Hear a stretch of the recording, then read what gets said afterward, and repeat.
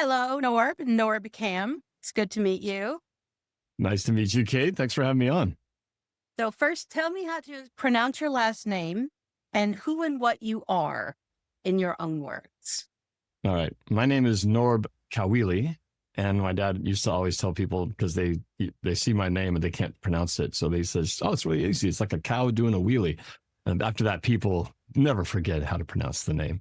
So my actual formal name is Norbert, but growing up, that was a hard name to grow up with, especially when there was a cartoon character locally that was on Saturday morning all the time. Ouch. So I go by Norb for short.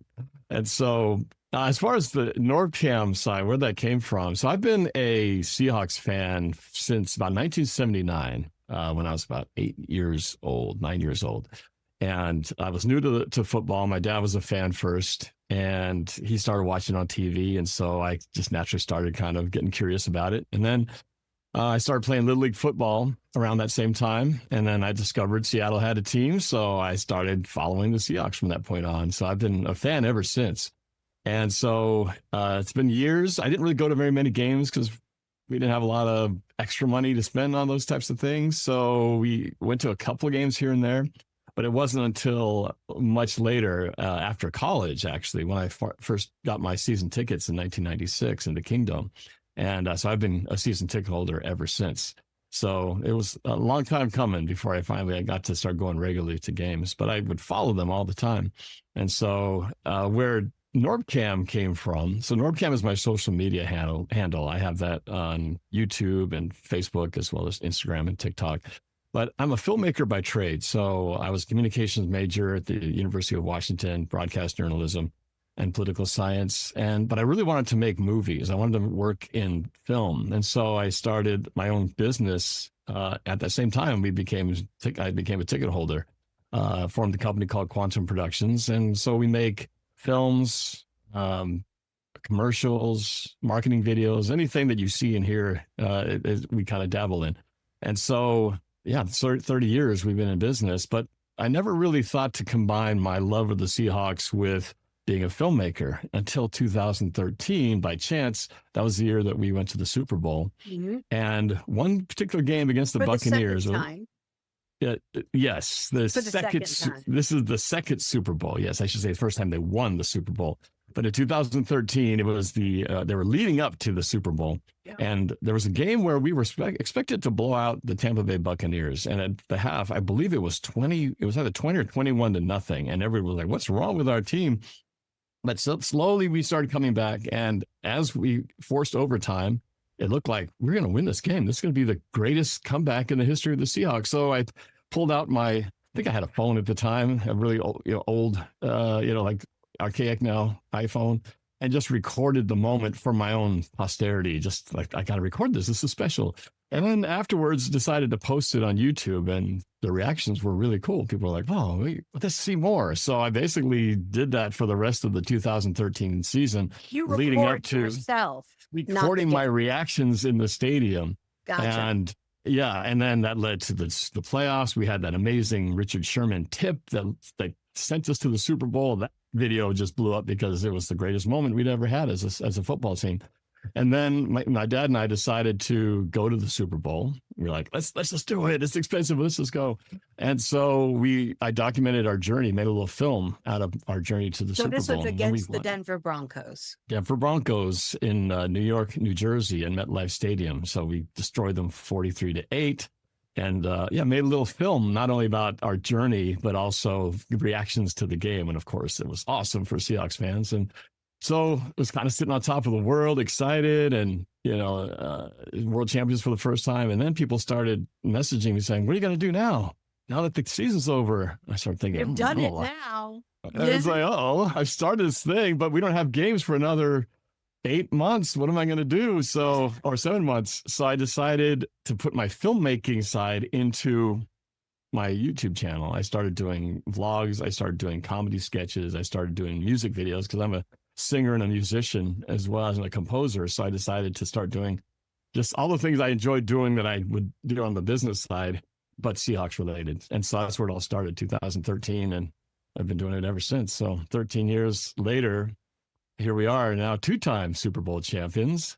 And one of the coolest moments that happened along the way was in 2023. I was nominated as one of the Seahawks fans of the year in their contest that they started doing in 2020. And lo and behold, I was chosen the winner. So I became the 2023 Seahawks fan of the year and got to watch the Super Bowl in Las Vegas, to watch the Niners lose to the Kansas City Chiefs. Not a Chiefs fan, but we were all for the Chiefs Niners to fans lose that every day. possibility. In fact, that day we're definitely Chiefs fans. So that was a highlight. My Facebook cover was the Chiefs logo in Seahawks colors. Oh, I like that. That's really what it is, right? We root for the team that will defeat our enemy. So it was kind of like that. So yeah, so that's in a nutshell, how I came to be doing what I'm doing now. Yeah, you're an OG fan. I'm a OG. latecomer. I'm not a bandwagoner. Granted, I declared for the team after we lost the Super Bowl, just because I got to bring that up. I know. I was kind of drawn back into football by the whole Tim Tebow saga, because it was just so entertaining to watch people getting so upset over a guy kneeling, or praying, which is like everybody in the NFL. They're confusing people. But I sort of followed that whole saga as this media phenomenon, and then of course he's with the Broncos, and then they ditched him for Peyton Manning. So I was very angry. So I tuned in to watch the Broncos get curb stomped. And then I got intrigued by this team, and I stayed intrigued, and I'm like, I dig the vibe. I dig the culture. I dig the style. I dig everything about it. And so I went to the Super Bowl. Of course, they lost, but everybody wanted to talk to Malcolm Butler and not Tom Brady, and that kind of made me happy. It just made an enemy of every Patriots fan, but that's okay. And then I declared, and it's been an up and down ride ever since. It is. Yeah. Tell me, like, in your word, to me, it's like the team is half the time the jalopy from the Beverly Hillbillies, and half the time a Lamborghini, sometimes from quarter to quarter, or half to half, or game to game. You never quite 100% know until this year, when we're much more organized, what you're going to get, but it was always entertaining. So how do you sort of see the recent ride since people started to pay attention to the team? So, yeah. Well, as a media guy also, sort of looking at it from that perspective. Well, I feel like people really started paying attention to the Seahawks. Obviously, you win a Super Bowl. When you win your first Super Bowl, people start to notice things, and the Seahawks became kind of a cool, trendy team to jump onto the bandwagon for, because you did discover now Pete Carroll with the Seahawks, Russell Wilson. You got characters like Richard Sherman, Legion of Boom. A very Marshawn, my favorite Seahawk of all time. Character and enigma in his own right. So, how are these characters that were just so interesting? You got Sherman with a loud mouth. You got Marshawn, who won't talk to anybody, but when he does talk, he's one of the most entertaining guys in the world. Did you ever see the press conference that Sherman gave at the headquarters with Doug Baldwin, wide receiver Doug Baldwin? And Doug Baldwin was hiding behind the cardboard cutout of Doug Baldwin? Yeah, I remember that. Yeah, that's so many funny things like that. It right there. That's just here we are. So that has not changed. And I think that while the spotlight definitely has been put more on the Seahawks since around that time when the Legion of Boom sort of made it popular to root for the Seahawks, we've still always been in that team that generally gets disrespected. I don't know if it's a West Coast. Can't we say it's a West Coast thing, because the Rams get plenty of press, the 49ers get plenty of press, but the Seahawks always be tucked in the Northwest, in that corner of the world. In South Alaska. Yeah, exactly. People just seem to ignore us. Even if you win a Super Bowl, as we just did, immediately the attention has gone right back to, okay, let's go focus on the best team in football, the Los Angeles Rams. Like, wait, didn't we just win the Super Bowl? Wait, huh? What? It's crazy. It's crazy. And I will say that I live in LA, and it's my personal theory, and again, I make a lot of enemies, that the LA teams exist so that other people in LA can watch their teams play here. That's one reason. I'm sure there are many, many, including Stan Kroenke. But you could have been forgiven for not knowing the Rams won the Super Bowl by what you saw around town. Now, if the Lakers win something, if the Dodgers win something, whole town goes bonkers. Super Bowl, I saw one guy in a sweatshirt. One guy. It's an interesting phenomenon. Well, I think that's what makes LA kind of a unique place in general, because you got so many sports teams already all jam packed in Los Angeles. And the Rams, while they did get to win a Super Bowl at home a couple of years ago, you know, they were in LA. I mean, not even originally in LA, but they were in LA for a long time. And then they moved to St. Louis, and then they kind of just more recently, fairly recently came back. And so the fan base it's different, right? It's kind of a slightly fractured fan base. So the ones who I think are now, if you would call them diehard, they're pretty OG fairly Rams recent fans, unless they were OG from way back, And so and then it's just the fact that there's so many teams down there. Like you said, it'd be very easy to they won the Super Bowl. Oh, that's interesting, because you got so many. You got the Dodgers, you got the Lakers, you got Clippers, you got just basketball. Chargers. I mean, Chargers. So many Chargers now too. Yeah, exactly. I feel bad for San Diego fans, by the way. But so it's a totally different thing. But I think it's what makes Seattle special here, because we have so few teams to cheer for, because we got a basketball team taken away from us back in 2008 that we keep getting promised is going to come back, and it just seems like they keep dangling this carrot at the end of the string. It's coming, they're coming back. Okay, we'll believe it when we see it. But so we have it just not that much to spread our sports attention to, and so when it's Seahawks season, it's just like everyone's 100%, unless the Mariners can find some way to be in the postseason for a month and make that doubly interesting, like they did last year. But so I think the Seahawks fans, sports fans in general in Seattle, are very starved for anything, because 2 Super Bowls for the Seahawks is awesome. I mean, that's great. That's something we can really hang our hat on, and we're so proud of that. But we have the bragging right of having the only Major League Baseball team who's never been to a World Series. We have one professional basketball team who's won one world championship back in 1979, and then it got taken away. So they don't exactly grow on trees out here. So we really appreciate it when good things happen. It's like, we go nuts for it. So before I forget to mention this, like everyone else, I definitely watched the social media coverage of the World Cup. Soccer is so low on my list of sports to watch. Yeah, me too. It's a lot of running and not nearly enough scoring. You need to work on that. You're professionals. So, but when it came to Seattle Stadium, to Lumen Field, everybody seemed so positive about the experience of being in that stadium, of the area around the stadium and everything. And I know there's been talk of a new stadium. But do you think that the adulation for the stadium during the World Cup coverage, especially just grassroots from fans, might forestall that conversation, even though the team has a new owner and who knows what will happen in the future?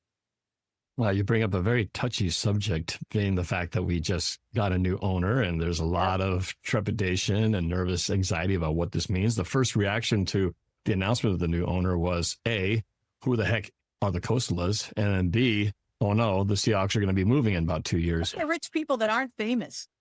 That is. People don't realize had to that. Google how many billionaires do you not know the name of? Apparently plenty. There are several out there, Plenty. but which is a good thing, I think, for Seattle. The fact that we don't have some diva owner who wants to have their name all over the place, like a Mark Zuckerberg or a Jeff Bezos or something. So. But nonetheless, you have someone who comes in and you never heard of them, and they're previously part owners of the San Francisco 49ers. It makes Seahawks fans a little nervous to think, full owners. What does that mean? Of the San Francisco 49ers. Yeah, well, they were minority part owners last year. Now they're going to fully own them. Sorry, I missed the joke. Yes, that is making enemies everywhere. They went from part owners to fully owning the 49ers. Yeah, I love that. But do you think at least the stadium question can be put to rest for a while?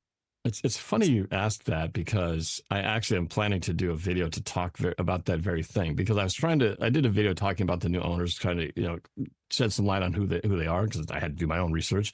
Right. But there are some things in place where we are in a good situation where I think the idea of the team leaving Seattle is really a non-factor in all this. I really don't think that has anything, that there's so many things preventing that from happening, that it's very different from when Ken Behring tried to move the team back in 1996.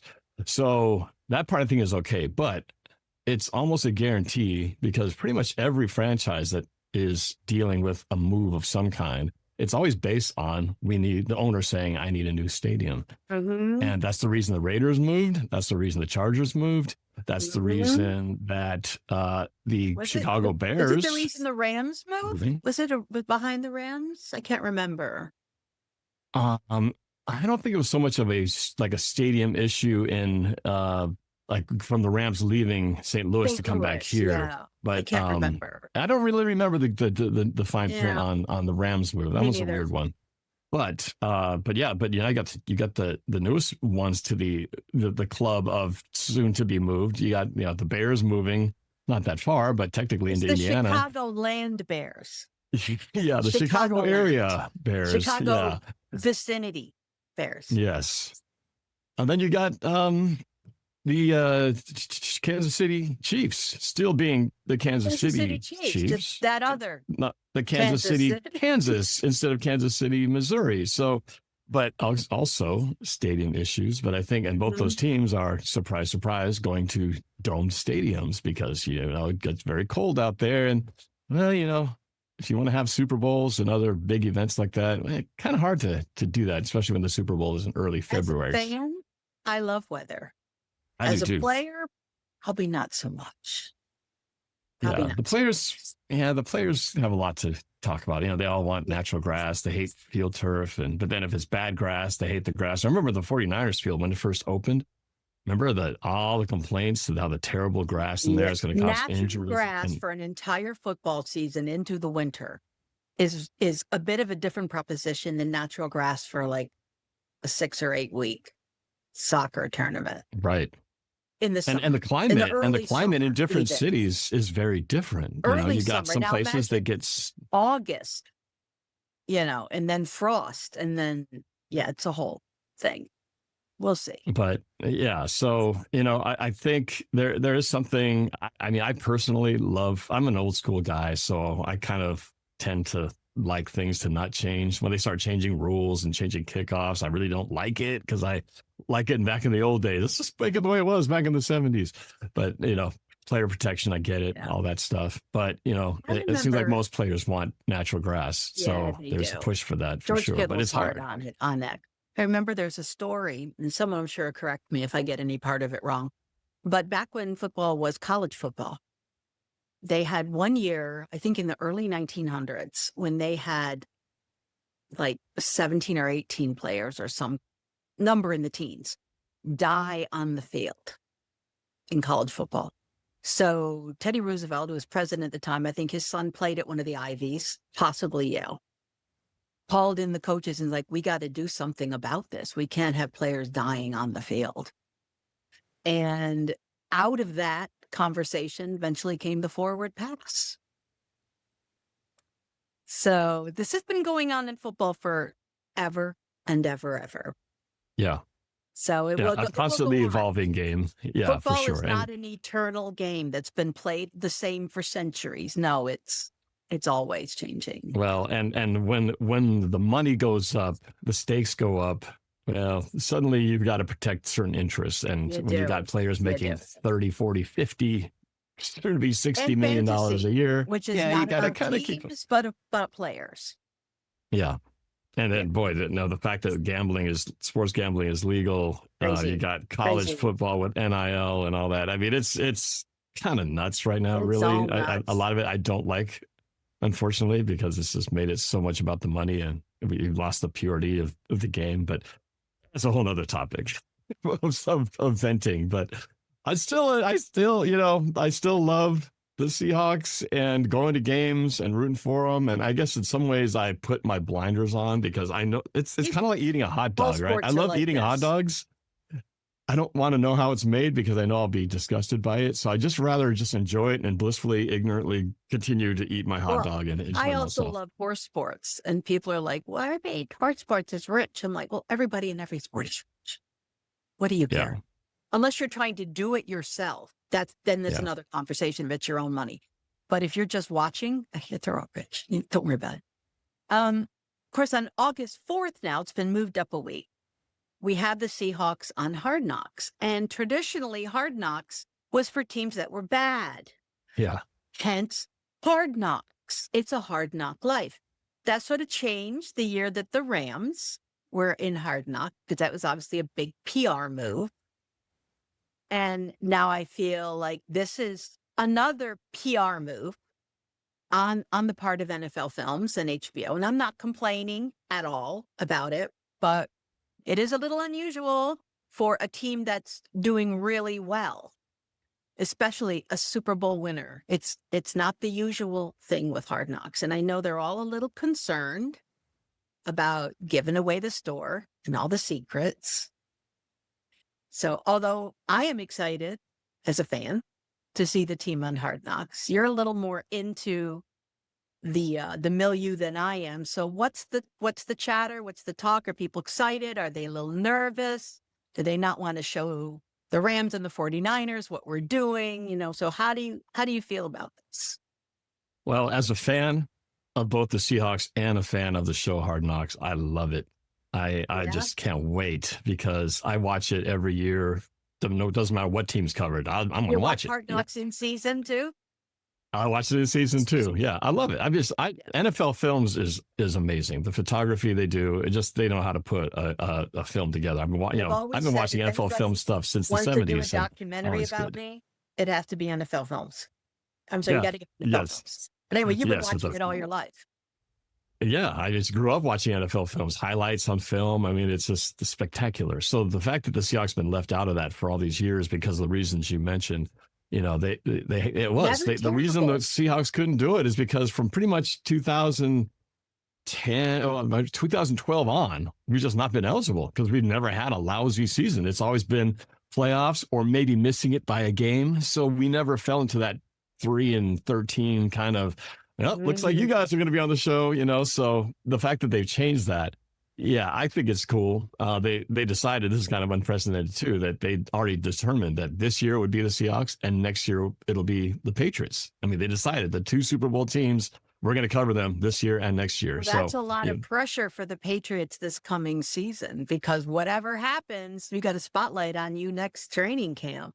You know what, though? It doesn't even matter because if you're great and you make the Super Bowl or make the playoffs, it's great stuff to talk about. And if you suck and you're terrible and you're 2-15 after making the Super Bowl, well, that's exciting. That's great stuff too, right? So no matter what, it's all about, the show is all about trying to find, the storylines. They want to find drama, because it's a show it's not just clips and football hitting. They want to get to the characters. They want to find the storylines, what's interesting. I remember there was a Hard Knocks with Aaron Rodgers, and he starts talking about seeing UFOs. He believed he saw a UFO. I'm like, what are you talking about here? What are you talking about Aaron Rodgers talking about seeing a UFO? Okay, I guess that's what we're going to cover here. But, as a person who worked in journalism and, I'm used to being on the directing and producing side, I know what it's like to go into a scene and go, okay, we've got our camera crew, we've got this, we got our people we're going to talk to. Got to find a story. You're a journalist, you got to find the story. You're talking to me, you're trying to find what's my story? What am I going to talk about with this guy? What's going to be interesting about the fact? And it's all going to be one thing that amazes me about Hard Knock is people, well, why do I have to wait like a whole week and have to wait? Why don't they do it like right at the beginning of training camp? And I'm like, there's a little thing called editing. Yeah. A little thing called editing, taking a giant pile of footage and identifying the through lines and identifying the stories within it. I might do 4 interviews for a story, and I have done. And but what does it all mean? What is the through line? what is the coherent story I can tell from this pile of material. So, but once you get into the season, the speed at which they do it. It's insane. The speed, literally, it's a Tuesday. And then we're going to have a playoff. We're going to have a preseason game this weekend. And then we're going to see it on Tuesday. That's nuts. Yeah. It's nuts. And whether it's a game or it's Hard Knocks, the number of cameras that they have to go through. I mean, because they got cameras, like security cameras in the corners. They got the guys who are shooting. They've got the media coverage that they pull from the local stations. I mean, they kind of just get a little bit of everything. But I mean, they must have a huge team of assistant editors all kind of, getting all this stuff digitized and everything. And obviously it has to. There's no way, one or two people could do it. It's a huge mass job. But that's what makes it so great, because they can turn these things so quickly around. But to answer to your question about what's the feel of things, I think there was some nervousness a little bit for me about what does this mean? What is it going to reveal? But more importantly, how will this affect the team's ability to practice? This is still training camp. The team is still trying to get ready for their repeat season. And how will that affect them by having all these cameras in the faces and miking them up and knowing they're being watched in the middle of a meeting? Because it literally is like a very invasive thing, because they're having these meetings talking about who they're going to cut, getting the reaction of the person getting cut. Get sent home. It's like his worst moment for the whole world to see. And then they're going to interview him and ask him, how do you feel about it? He pops a tendon or some dang thing. Yeah. Because I remember the Bengals once. They were terrible this year, so they were on Hard Knocks. And they had a player who was a painter. And I think he got cut. I don't know what happened to him after he got cut, but I do know he had now a career as a painter. And those are the stories, again, you brought up about how NFL and players, they all make so much money, this and that, but you only know that from the stars who go on, become famous and make multi-millions. But there's a whole story of people who try to make it, they get cut, and then their career's over. And what does NFL mean? Not for long. Not for long. So I've seen stats that most players' careers in the NFL, as an aggregate, last about 3 years. And that an extraordinary number of guys, even guys who've made some money, because all finite piles of money, no matter how large, are finite, will wind up broke. I think Marshawn came in, I think it was the year that Marshawn came back to us. What year was that? The Annus Horribilis for running backs. Oh, when we lost all the running backs, they pulled them off the street? 2019. Yes, and he gave the famous speech about minding your mentals and your body and the chicken. Your chickens. The money, how to manage your money, because this may be the most amount of money you earn for the rest of your natural life. It's possible. Yeah. And how to manage that and not wind up 27 years old with a bum knee and broke. I think, and it's challenging, and I think it's great that he has done that. He's mentored a lot of players behind the scenes. No one really covers that story on it, but you hear about it through others talking about what he's done. And obviously, he's done a great job for himself post football to keep himself in the media. Now he's doing Hollywood, he's doing movies and TV shows. I mean, he's a great character anyway. But if you think you love him, you should get to know him, because you'll love him more. That's pretty cool. He can't stop swearing on screen, though. He can't do that. That's part of the fun. Bless his heart, but he's that's part of the fun of his character, though. But yeah, somebody said, "Would you have him in your movie playing the retired player?" I'm like, "No, he's 20 years too young for that. No, I wouldn't even ask." But yeah, it's great. So I think there is some concern on it by fans, but I think Coach McDonald had asked about it, and the usual, we do not care. They're going to keep doing their thing. And I think that's what's great. And what's different about Coach McDonald and his culture with this team versus the Super Bowl team of 2013 is there's almost the exact opposite. You don't have all these crazy characters and, this coach who was kind of Hollywood, right? And Pete Carroll. This is very different. You got this low-key coach who's very kind of just business. And then you got players that, for the most part, most of them are kind of boring, actually. The most interesting one is probably, Devin Witherspoon talks a lot. Ernest Jones is obviously, He says drops a few yeah. bombs out there. Leonard Williams, big Leonard cat. Williams. Love him. Yeah, Love him. but it's different, right? It doesn't feel as braggadocious and I guess as sort of arrogant as the Legion of Boom. Sherman was that mouthpiece who gave the Seahawks that kind of, sort of perception. Or see, the dark side doesn't need to talk. That's it. The dark side just runs you over. Yeah. And that's what's different. It's just business. It's just business. And they don't care. They don't have to talk about it because their actions speak louder than words.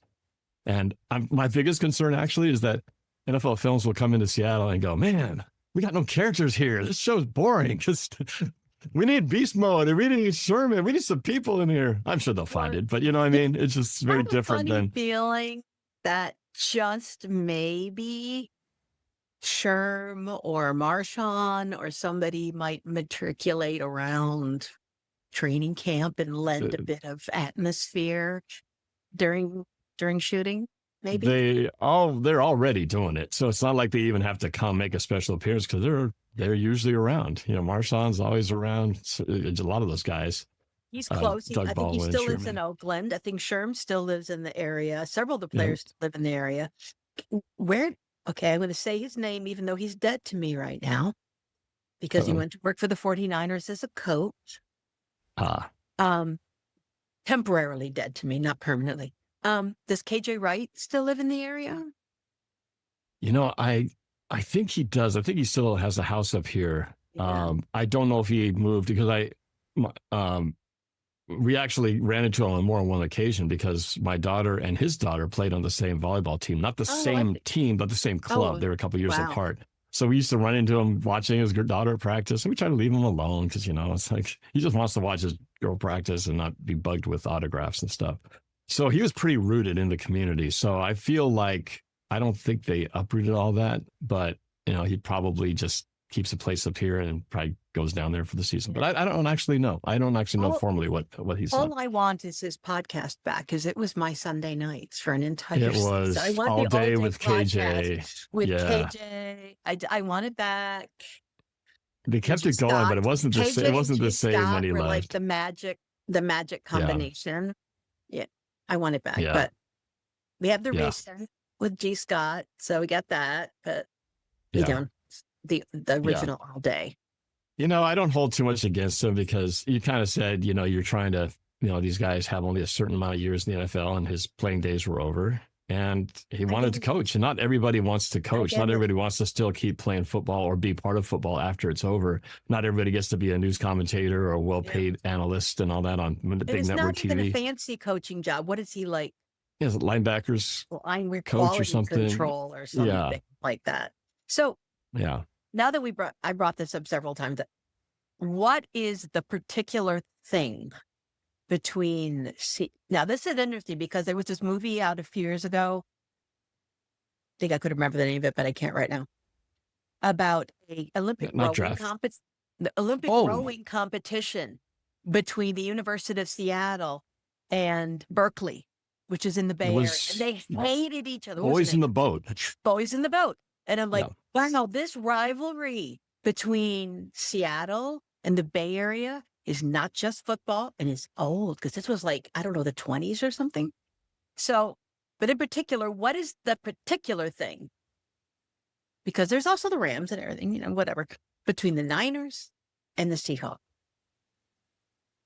I think where it really started, it was when it was Pete Carroll and John Harbaugh, or Jim Harbaugh. Not John, Jim Harbaugh, because those guys hated each other from college. So, yeah. But they carried, they were rival coaches back in the college days, right? So when that carried over into the pro side back in 2000, Carroll came in 2010. I can't remember when Jim Harbaugh joined the Niners, but they were both coming up and having success around the same time.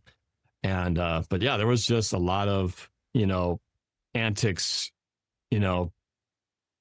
besides the games, but afterwards and before, there's just a lot of stuff that was always, going on that was, you could feel this rivalry between these two coaches. And then of course the teams, you had Kaepernick was the easy guy to hate as a Seahawks fan versus goody two shoes, Russell Wilson. Kaepernick was like the bad boy, right? They're both fast. They both ran the read option, but Russell was a little bit smarter quarterback, and Kaepernick, not quite as, as sharp on the upstairs side of it. He had causes he needed to champion. So he did. And boy, did that turn out to be the end of his career. Talking about, you mentioned about taking a knee. Taking a knee is just a bad idea in the NFL. There's a price to be paid for that. And he paid it. So, but Russell's like Tebow in that ne'er a bad word said. You know what's interesting though?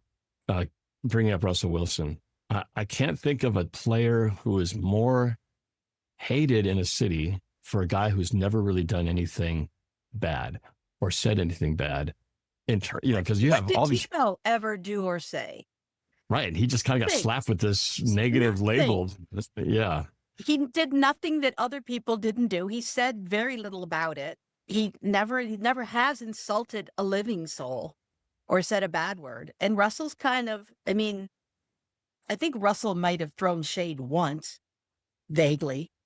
It's an interesting phenomenon. It is interesting because you guys, the players that are beloved by the fans, we mentioned Beast Mode, Richard Sherman, they've all had issues, DUIs, domestic, and things like that. Yet they're more loved than somebody like Russell Wilson, who technically has this clean as a whistle rap sheet, right? Never done anything like that, and yet fans still have not really forgiven him. It's a mystery. Part of it is, I think there's a certain aspect of fan perception that they want people who are genuine. If you're a celebrity, they want you to be authentic. And if they feel like you're not, and you're trying to pretend to be something, or you act like you're one thing and then you actually do another, that's almost more unforgivable than just being somebody who made a mistake or acted human. No, it's okay. That's why he probably just got carried away. He drank one drink too many. You're a filmmaker who doesn't love a flawed hero. Exactly. Right. Oh. And so I think that's the biggest thing. And then, when the truth kind of came out that Russ did, in fact, was working behind the scenes to try to change some of the situations with Pete Carroll, trying to get him out of there and having all these things. So that part kind of came up to where it's like, maybe he's not quite the good guy that we all thought he was. And I think that's what people have a hard time getting over. Plus, he'd say things like when he left Seattle, he comes to Denver, does press conferences, well, I wanted to come to a city that wants to win and knows how to win. That's a pretty big slap in the face. And I get it. It was so cringe. He's had a lot of cringe. It was cringe. No, it was just altogether cringe. Yeah. But you know what it is? He's been cringe since the beginning. The only difference is when you're winning, people forgive the cringe. Because just keep winning. Because as long as you're winning, we don't care. Bring your cringe. We love it. We'll embrace the cringe. But then when you start losing, Broncos country, let's ride. They were cool with it when the Fan Fest was, the hype was like, he's going to be the savior to bring us to the Super Bowl. And once they started losing, it slowly became like, Broncos country, that's right. Slowly just like, nope, not doing that anymore. You're a media guy. And I've been watching the last few years because the NFL is the biggest sports franchise probably on planet Earth. Maybe World Cup soccer. I was going to say, if you don't include soccer outside of America. Yeah. That's definitely the biggest one in America. One of the biggest ones on Earth. That's more accurate. But people have always wondered, how do we make entertainment out of this? There was Playmakers, that show for about a minute and a half back in the day. There was Any Given Sunday, the movie, bits here, bits there. Odd number of fake-based movies that had to do with football that kind of did okay. And, The Rock did his series, the name of which I can't remember right now, but did okay. But until the last less than 10 years, for sure, we have seen the explosion of NFL media. And I think a lot of that has to do with Skydance Sports. They've cracked the code of how to make docuseries like Quarterback, and stuff like that on Netflix to make docuseries. And the NFL Network sort of pointed the way with their, biographies of players and things to turn it more into a narrative, into a story, to get women interested, because women care in the end. It's true. We care more about the people than the stats. Or as a guy friend of mine said, stats never helped me win a fight in a bar. And I'm like, I don't care about that. I want to know. Tell me about your mom. Tell me about Derek Hall and his mom and how he was this big when he was born. That's what I care about. But it's really become an entertainment behemoth beyond the playing field. So as a guy who's in media and a fan, and you do comedy sketches, you do video, you do music videos and things. What do you see as a future for yourself beyond just documentary? Is there a future for a guy like you doing something related to the NFL? And could you even do it if you aren't Skydance Sports or Interesting. NFL? Well, I would say, yes, there is a path. I want to kind of break down a little bit of how things have changed for me from the last 10 years. When I told my story of how I got into this in 2013, back in 2013, the NFL didn't have their own YouTube channel. There was no live streaming yet. So reactions of people in the stands it wasn't a common thing. So what I was doing was very unique. It got me on SportsCenter as a story because of the NFC Championship game in 2014 when we beat the Packers in that miracle comeback. I ended up on SportsCenter. They did a whole 10-minute piece on my video reaction. That wouldn't happen today now because it's a dime a dozen. Everybody's shooting their reactions and watching, so it's, it's a much more common thing. Companies now. I know that the Chiefs do, but I think other teams have actually formed production companies. Yeah. Well, every team's got their own department that does a great job. Of course, you mentioned those other series, the quarterback, receiver, but at the heart of that, it's all NFL films. They're the ones. They're the engine that drives the quality of those productions. If they don't have that, they don't have a show. So that still comes back down to who does it best. But I think for me, it's much more challenging now. To like if I were to just start out of the blue and go, I think I'm going to get into doing social media, and it would be very hard because so many people are doing it. Really post 2020 and the pandemic, I was already doing that, but a lot more people just had so much time in their hands. We all had to learn how to do Zooms and all that. So everyone became had the ability to do a podcast, and became a reality. Like, oh, I could start a channel. I got my camera. I got my microphone. I can do it. So now you look online. My big microphone over here. The big thing right here. Mine's above my head, but they have the big one right here. But there's so many people now doing it. Whereas at the time when I started, there was hardly anybody. So I had a lot of traction because I was one of the few people doing these YouTube, vlogs and reactions. Now it's all over. And so, you search it and it's endless. And so it's much harder to rise, because. Like Buzz Bissinger did the documentary of Friday Night Lights. It was adapted into a scripted show. Yeah. Does that exist for the NFL? How? Even Any Given Sunday had to change the league name and fake team names and everything. Yeah. Does that possibility exist for a filmmaker or someone who wants to do a TV series or YouTube series or a vertical series or whatever they want to do? Well, I think the challenge there is because if you want to do something that is about the NFL, they have so many restrictions on what you can use footage-wise, the team logo. If you get to a point where you want to do what you're talking about and bring it to that next level of actual like cinematic or television distribution, you're going to have to get all that cleared. And it's very, very expensive. So or change it all. Or change it, but then it's not the same, an right? Alternate universe, like Any Given Sunday exists in an alternate football universe. Yeah. And personally, I was not a huge fan of Any Given Sunday. I didn't really care for that movie. And I think the NFL didn't either, because there's plenty of movies that do allow the teams to be truly represented. Draft Day did it. One of my all-time favorite movies. Draft Day? Love Draft Day. It was cool because I think it's been proven that we cannot be snookered. I say we as a fan. Obviously, I don't work with it. It's verbal shorthand. People get used to it.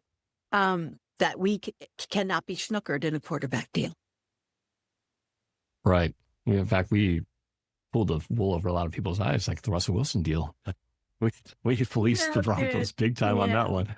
But yeah, a very entertaining movie. It was kind of what made me laugh when I first started watching that. It's on the theater, and I didn't know much about. I just knew the overall idea. But as soon as it started, the Seahawks were portrayed right away, and we had just won the Super Bowl. And in that movie, they had to have said yes. oh yeah, Well, oh yeah, definitely. The league has to be all in it. But it was funny because while Draft Day is a fictional movie, they would bring real elements, real guys in the draft of that year into the film, playing these, like alternate versions of themselves in this fictitious world. But they had the Seahawks featured, but we had just won the Super Bowl. And in the movie, they were like the worst team in the league. And there were fans protesting outside the gates of this supposed, headquarters. I was laughing like, wow, we just won the Super Bowl, but in this movie, we're like the worst. The Browns killed it in a trade. Yeah. At Draft Day. Yeah. What? So, but that's entertainment, right? So. I remember texting a Browns fan, should have taken Trubisky. Should have taken Trubisky.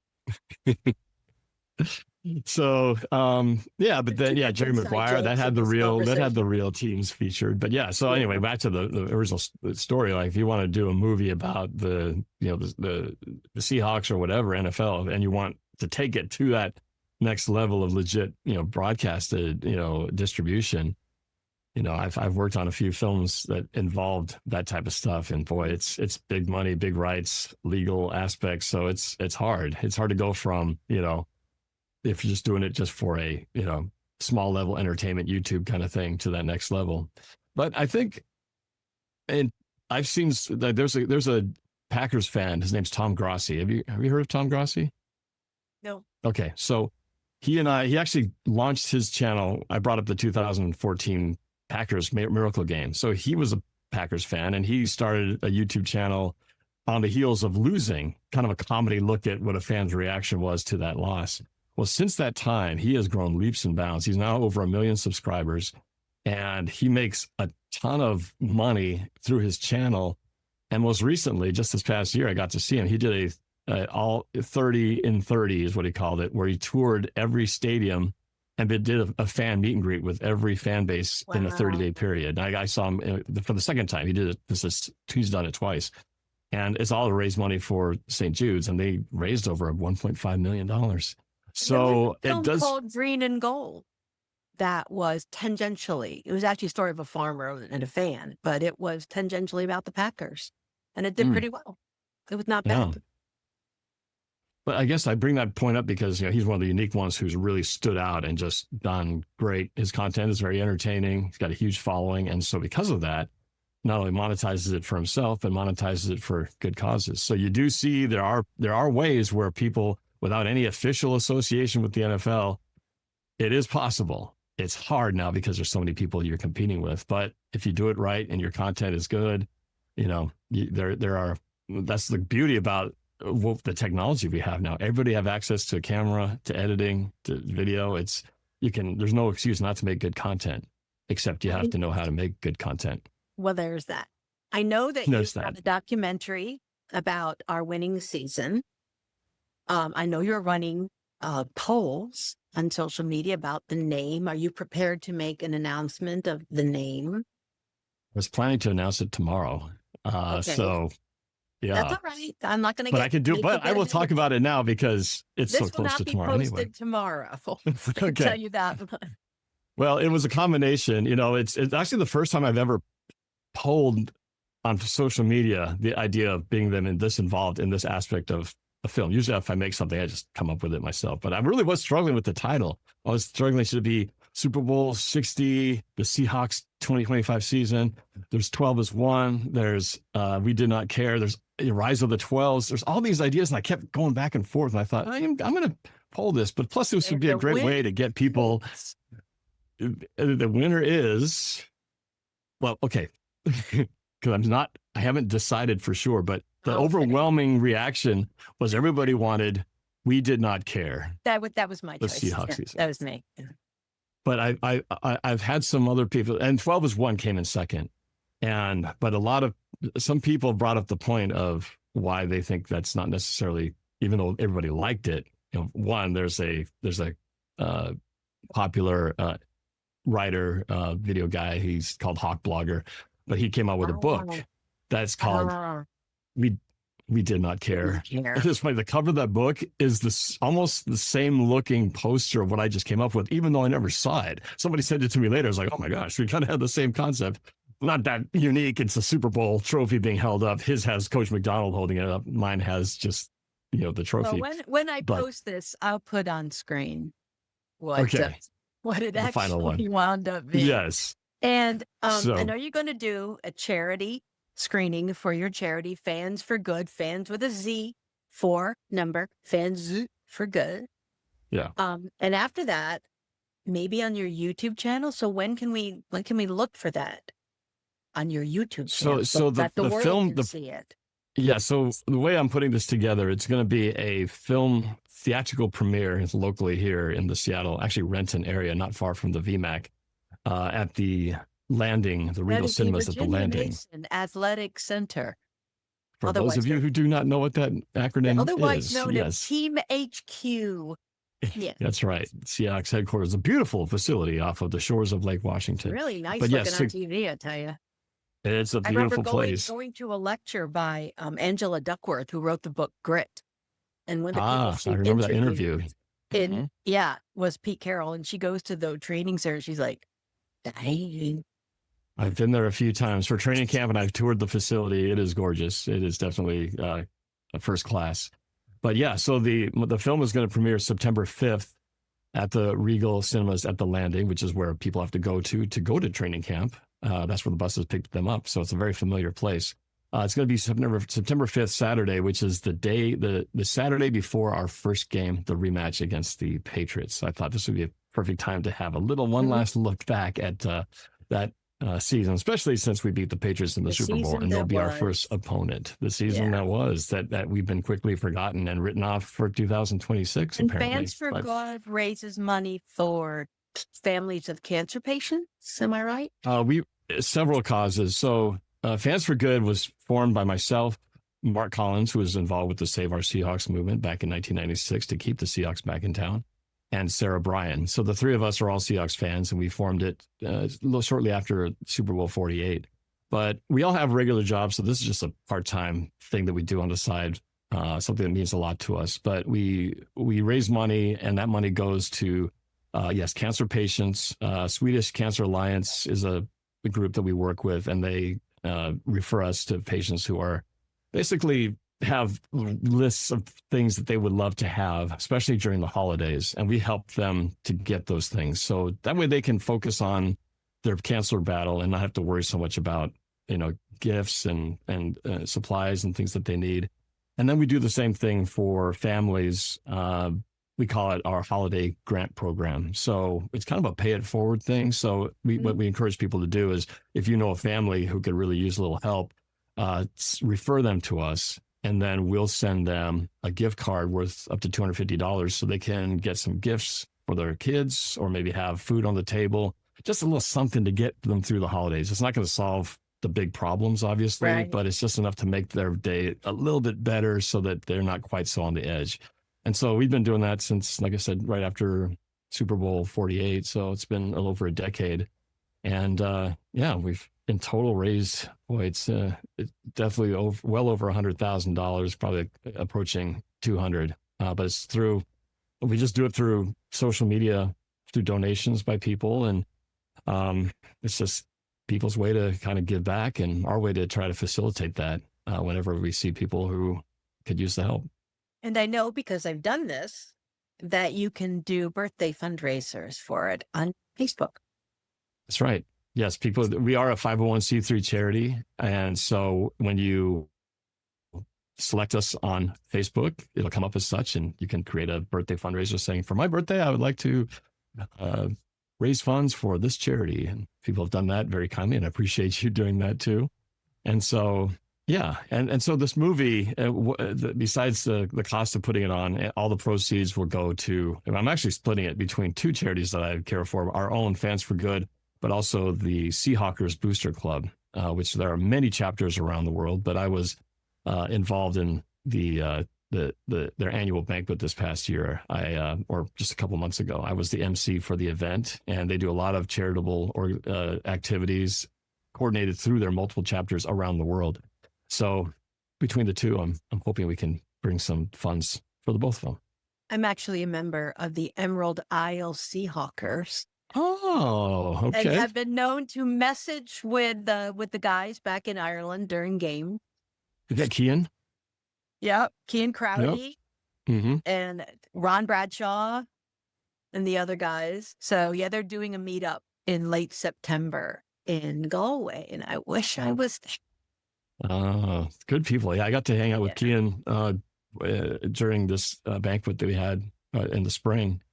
Great guy. Great it's just cool to see the international representation in all these different countries. Europe. You want to know Asia. how I'm from northern New York State and I live in LA. How did I become a Seahawks fan?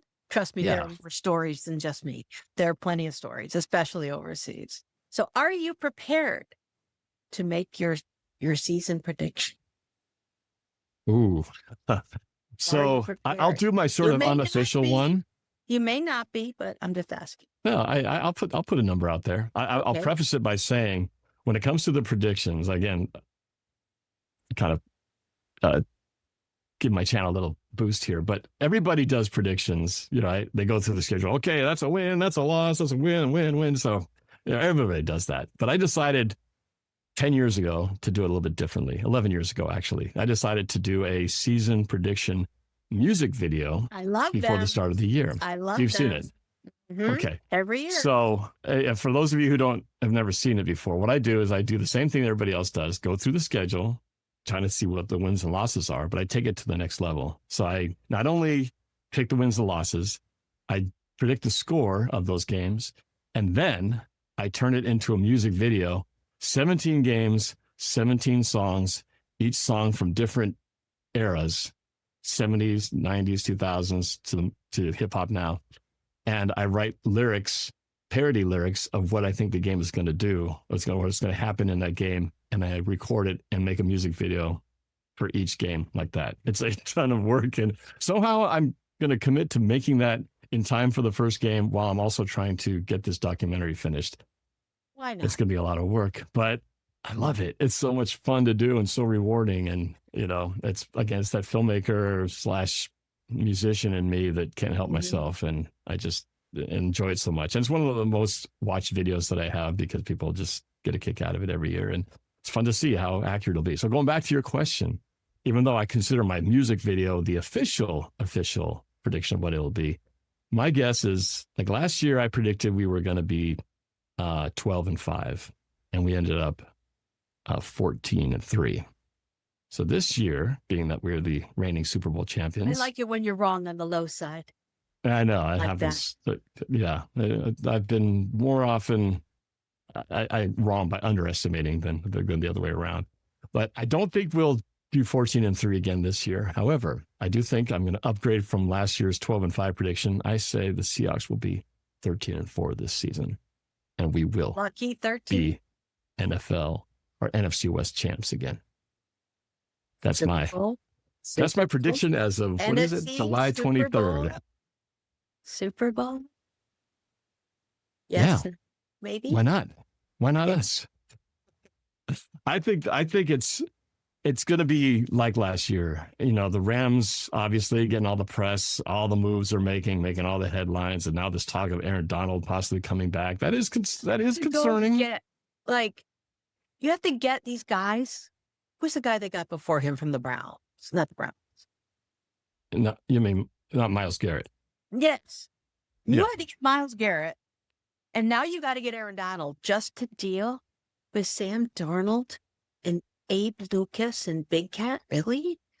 Yeah. Wow, that's a lot. You can feel the desperation to want to win this year. You can see it all playing out, right? The Super Bowl is in Los Angeles. Maybe Donald would play half the season because he's old. Which is not, I know.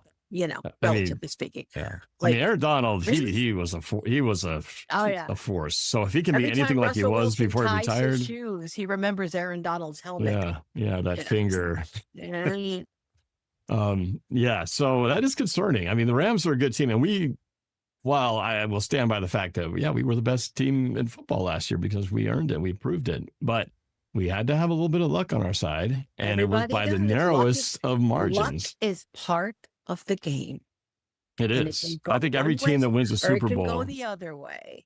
Yeah, it is. Yeah, it is. Like And teams deserving to win is not a thing.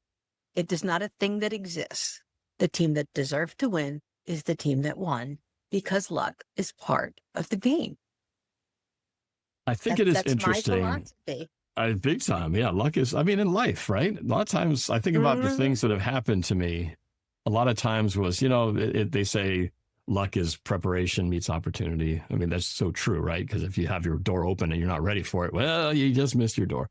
But sometimes that door opening just kind of happens because you happen to be in the right place, right time. And football's kind of like that, right? Sometimes the ball just ends up right there. Like Charbonnet picking up that ball, they just was rolling around the end zone for that 2-point controversial conversion. You didn't even know.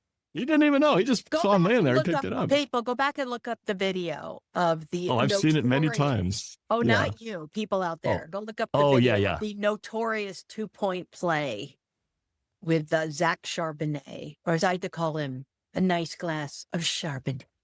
Oh, yeah.